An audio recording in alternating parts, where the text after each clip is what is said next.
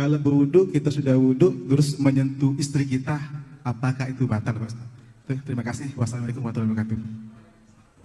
Raka'atul fajri khairum minad dunya wa ma fiha. 2 rakaat qabliyah subuh lebih baik daripada dunia seisinya. Disebut dia dengan raka'atul fajri. Disebut dia dengan rakaat qabliyah subuh. Bagi yang pakai usolli sunnatas subhi raka'ataini qabliyatan.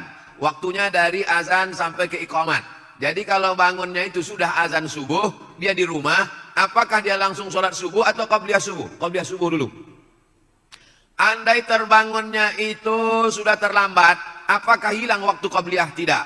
Andai dia di masjid, masuk ke dalam masjid, tiba-tiba iqamat. Qad qamatis salatu, qad qamatis salah. Allahu akbar, Allahu akbar, la ilaha illallah. Dia langsung sholat subuh, setelah sholat subuh, dia qabliyah subuh. Qadha diganti qabliyah subuh. Satu-satunya sholat qabliyah yang diganti Nabi adalah qabliyah subuh. Saking pentingnya qabliyah subuh. Rakaat pertama ayatnya qul ya ayyuhal kafirun. Rakaat kedua ayatnya qul huwallahu ahad. Imam Muslim dalam kitab Sahih Muslim membuat satu bab khusus.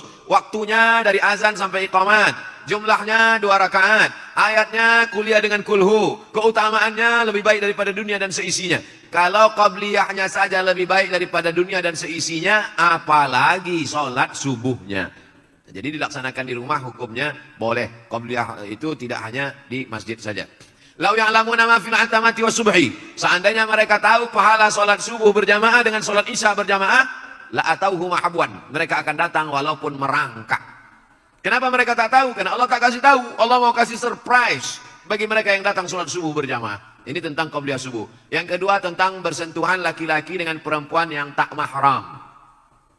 Istri itu mahram karena nikah, tapi dia tidak mahram karena nasab. Yang dimaksud di sini mahram nasab. Apa beda mahram nasab dengan mahram nikah? Mahram nasab tak ada syahwat, tak ada nafsu. Orang dengan anaknya. Kalau ada orang bernafsu dengan anaknya, ikat biar kami bawa ke panti sakit jiwa. Jadi nanti kalau ada orang mengatakan itu kan istrimu, istrimu itu kan mahrammu, maka tak batal wudu'mu. Yang dimaksud mahram di sini bukan mahram nikah, tapi mahram nasab. Yang tak batal itu dengan anak, dengan emak, dengan adik emak, dengan perempuan yang mahram karena nasab tadi, bukan karena mahram karena nikah. Nah, setelah jelas itu, setelah jelas mahramnya beda, baru saya jelaskan menurut mazhab. Menurut mazhab Hanafi, mazhab yang paling tua dulu, namanya Imam Abu Hanifah, mazhabnya Hanafi, tinggalnya di Kufah, Irak sekarang, meninggalnya tahun 150 Hijrah. Menurut mazhab Hanafi, bersentuhan laki-laki dengan perempuan tidak batal wudu. Karena makna ayat aula mastumun nisa, kalau kamu menyentuh perempuan, makna menyentuh di situ maaf, makna menyentuh di situ jima, bukan sentuh kulit. Tapi karena bahasa Quran itu tidak vulgar, bahasa Quran itu tidak porno, maka dia tidak katakan jima, dia katakan menyentuh. Tapi makna menyentuh di situ jima, jima baru batal wudu. Kalau sekedar menyentuh tak batal menurut Hanafi. Itu makanya orang India, Pakistan, Bangladesh banyak dia menyentuh-nyentuh di Masjidil Haram waktu dia tak batal karena mazhab Hanafi. Mazhab Hanafi itu yang paling banyak di dunia ini, Turki, India, Pakistan, Bangladesh, Kufah, Irak. Mazhab yang kedua Maliki, nama imamnya Malik bin Anas, tinggalnya di Madinah, makamnya di Baqi samping Masjid Nabawi. Meninggal tahun 179 Hijrah. Menurut mazhab Maliki, bersentuhan laki-laki perempuan yang tak mahram batal kalau ada syahwat. Kalau tak ada syahwat tak batal. Bersahwat baru batal. Tak bersahwat tak batal. Yang ketiga mazhab Syafi'i. Nama imamnya Muhammad bin Idris. Makamnya di Mesir, di Kairo. Meninggal tahun 204 Hijrah. Menurut mazhab Syafi'i, asal bersentuh laki-laki perempuan mau bernafsu tak bernafsu batal. Bernafsu tak bernafsu batal wudu. Abdul Somad pilih pendapat mazhab Syafi'i. Kenapa pendapat itu yang Ustaz pilih? Karena saya dari kecil belajar mazhab Syafi'i, di sekolah belajar mazhab Syafi'i, di Mesir belajar mazhab Syafi'i, dan menurut saya pakai mazhab ini lebih selamat.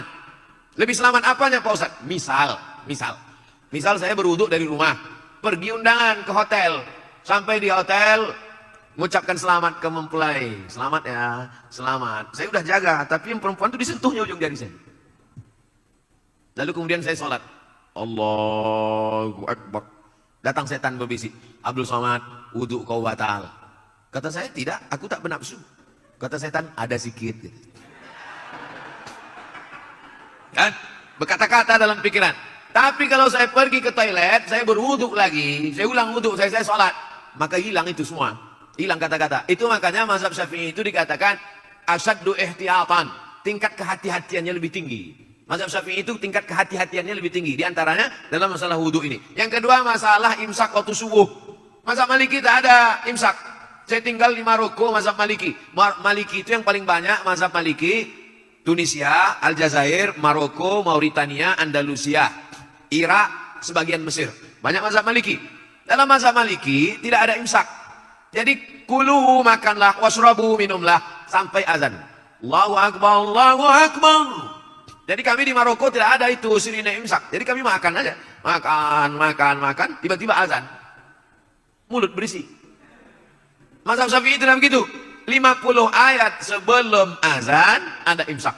Jadi waktu itu belum ada jam. Maka dipakai 50 ayat. Setelah dihitung-hitung 50 ayat itu diagak-agak lebih kurang 10 menit. Itulah maka ada imsak di tempat kita. Kalau hidup lampu. Tingkat kehati-hatiannya lebih tinggi. Setelah bersih mulut, gosok gigi, baru kemudian terdengar azan. Jadi lebih hati-hati, sehingga tidak ada was-was. Demikian. Allahu a'lam. Baik, kami silakan, Ibu. Assalamualaikum warahmatullahi wabarakatuh. Mau bertanya Ustadz Abdul Somad, begini Ustadz, kita kan sebagian besar dari pegawai PLN ini sudah dipotong zakat penghasilannya ya, Ustadz ya. Nah mungkin sebagian besar dari kita misalnya bisa menyimpan dari tabungan yang dari penghasilan yang kita sisihkan itu berupa tabungan, apakah itu berupa tabungan di bank ataupun emas. Nah apakah itu ketika sudah mencapai nisabnya lagi 85 gram, apakah itu kita juga wajib kembali untuk mengeluarkan zakatnya atau seperti apa Ustadz? Terima kasih. Assalamualaikum warahmatullahi wabarakatuh. Teknis, berarti tak masuk yang tadi. Kita hitung mudah dari Januari lah ya. Januari, kita hitung mudah dari Rabiul Awal, bulan Maulid. Rabiul Awal 1442, yaitu bertepatan nanti dengan November, sudah keluarkan zakatnya. Kebetulan ibu dapat 10 juta, amin. Banyak yang tak setuju. 10 juta 250 ribu, 10 juta 250 ribu, 10 juta 250 ribu, 10 juta 250 ribu. Dari November, dari Rabiul Awal November.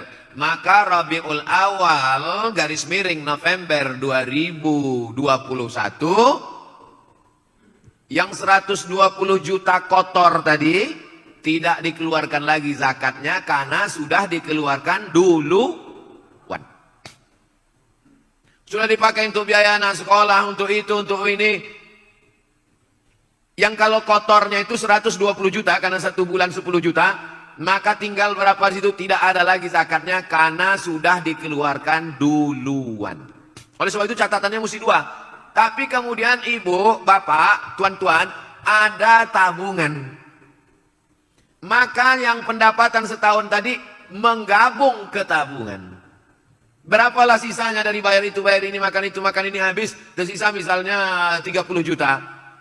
Ternyata di dalam tabungan itu ada 70, tambah 70 tambah 30, maka menjadi 100. Yang tabungan itulah yang dihitung dalam simpan per tahun. Kapan mulai menghitung statnya itu? Setelah dia mencapai nisab 85 gram kali sejuta 85 juta. Jadi misalnya ada uang tersimpan yang bukan termasuk yang setahun yang sudah dikeluarkan tadi. Ada uang tersimpan di situ sekitar 70 atau sekitar berapa, belum ada zakatnya karena baru 70. 80 belum juga ada zakatnya. Begitu mencapai ambang batas 85, 85, catat kapan dia mencapai 85. Mencapai 85 kebetulan pas 1 Idul Fitri. 1 Idul Fitri 85. Simpan setahun barulah keluar zakatnya. Ini tentang masalah tabungan. Selesai masalah tabungan. Kalau begitu ada 2 catatan. Ada gaji yang dikeluarkan duluan, ada tabungan uang simpanan yang memang tidak diganggu-ganggu. Pertanyaan yang kedua tentang emas. Bapak ibu yang menyimpan emas dalam bentuk batangan, emas antam, atau mini gold, atau dalam bentuk dinar, yang bukan perhiasan, maka dikeluarkan zakatnya 2,5% setelah disimpan selama setahun. Dapat uang, beli antam 5 gram. Dapat duit, beli antam 10 gram. Dapat duit, beli mini gold. Dapat duit, beli. Tapi bukan perhiasan. Ketika dia mencapai 85 gram, catat. Sudah mencapai 85 gram tanggal sekian. Tanggal ini penting.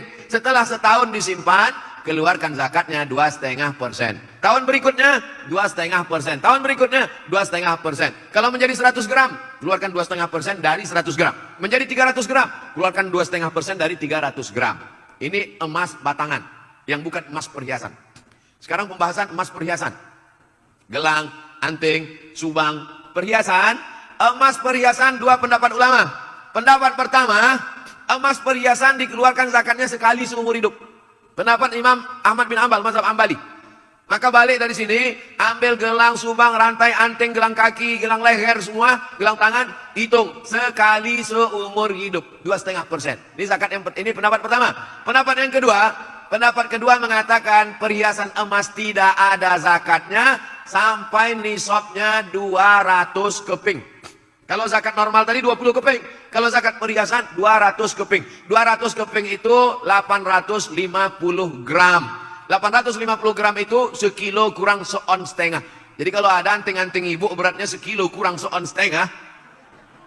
Asal dipakai undangan merah muka menahankan sakitnya. Itu baru dikenakan zakat. Saya ulang sekali lagi. Zakat perhiasan emas dua cara, dua pendapat. Pendapat pertama dikeluarkan sekali seumur hidup. Pendapat yang kedua tidak ada zakatnya sampai 850 gram sekilo kurang seon setengah. Saya pakai pendapat yang pertama. Saya condong pada pendapat yang pertama, keluarkan zakatnya sekali seumur hidup. Tapi kalau banyak, keluarkan tiap tahun. Cobalah hitung di rumah sendiri. Kalau emasnya banyak, sekilo, 2 kilo. Nah itu keluarkan setiap tahun. Tapi kalau emasnya sedikit, keluarkan sekali seumur hidup. Karena kalau ditunggu sekilo kurang seon setengah, tak akan seumur hidup tak bayar zakat. Wallah.